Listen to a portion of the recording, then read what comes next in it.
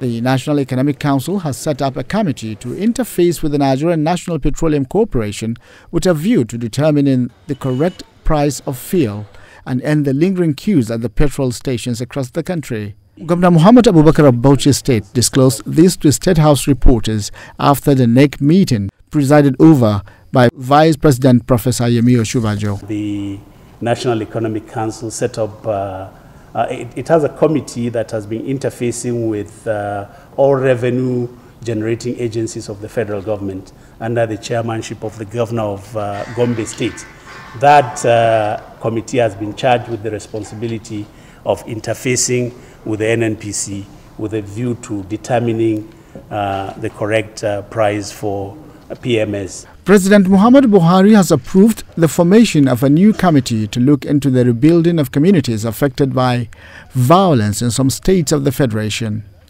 Vice President Professor Yemi Osubajo heads the committee.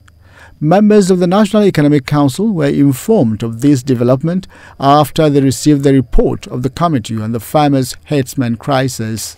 The Vice President informed the meeting that Mr. President has approved for the setting up of a committee to be headed by the Vice President again that will go into these areas where these clashes have taken place with a view to looking at measures to ameliorate the suffering of the people in those areas and to resettle these people finally. Ahead of the 2019 general elections, a coalition of civil society groups under the name of One Voice Nigeria are advocating the need for Nigerians to participate fully in the ongoing continuous voter registration exercise by the Independent National Electoral Commission. The leadership of the group are asking Nigerians to be alive to their civic responsibility by ensuring that they actively participate in the 2019 general election, starting with the registering for the exercise and collection of the permanent voter's card.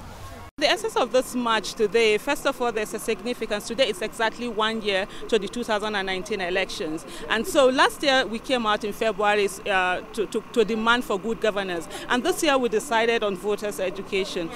People need to understand what the power that they have, that their PVC is their voice, their vote is their voice, and we all need to come out. Most especially women, we need to come out and ensure that our voice not only matters, it does count. And then people take part in the electoral process. It is a civic duty that every Nigerian that is 18 and above must take part in. The apathy that a lot of people have had over the years, which makes them not to take part in election, it is time that we do away with it. It is time we throw it away and ensure that we come out, pick up our PVCs, register to vote, and go out there to vote credible candidates who are competent, who have capacity, and they have character. Welcome back. Artisans and traders at the Abuja Arts and Crafts Village are protesting the closure of their shops and the arrest of 92 of their members. Take a listen.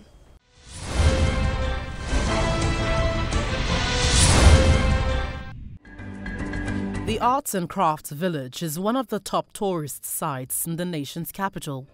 It houses several collections of African artworks, thereby making it a place to visit for many visitors coming to the seat of power. However, late last year, some parts of the village was razed. Although nobody was able to explain what led to the fire, the government promised to rehabilitate the place. In the meantime, the village is occupied by men of the Nigerian police who have barred the traders and artisans from carrying their businesses within the premises. This is what has prompted this protest. We see police lock up our businesses. I have over 50 million naira worth of stuff there. 1 billion naira worth of stock in there, unprotected investment now. Rather, what we get is that they implant arms and Indian hemp on these 92 people. On Saturday, they raided the market, and before you know, they locked the market in the name of that they're going to renovate the market. Where are we going? We are Nigerians. Are we not Nigerians? We are Nigerians. We're supposed to be treated as Nigerians. Where did the government want us to go? Did they want to throw all of these people into employment markets? We in this art and craft, we do employment. We know how to teach women to do beads, to sew clothes, to do a lot of things. Where do they want us to go now? The way they treat us, they don't treat people like that. There is no court order. How can you say in this place you will see a gun when there is a police guiding us inside the place. And whenever any car is coming in, they will search the car. So I'm surprised. Please, if the government can help us and do justice on it, because this case is in court. But the Director General of the Council, Mr. Olusegun Ronshawe, explains that the police acted within the ambit of the law because of reports of illegalities going on in the village. It is purely a security matter, criminal matter. They have every right to complain and say the police, whatever. But I'm not a police officer to tell you that. If the police can find those things in that premises, of course, let them not deceive you. This is not the first time police is getting ammunition on that site. This will be the third time.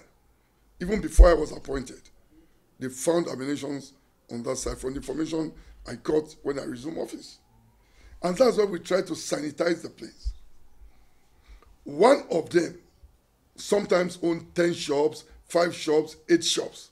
They are the people fomenting this trouble. Do you know that in a cultural market, somebody is running a nightclub, which later in the night, they turn it to a nude club?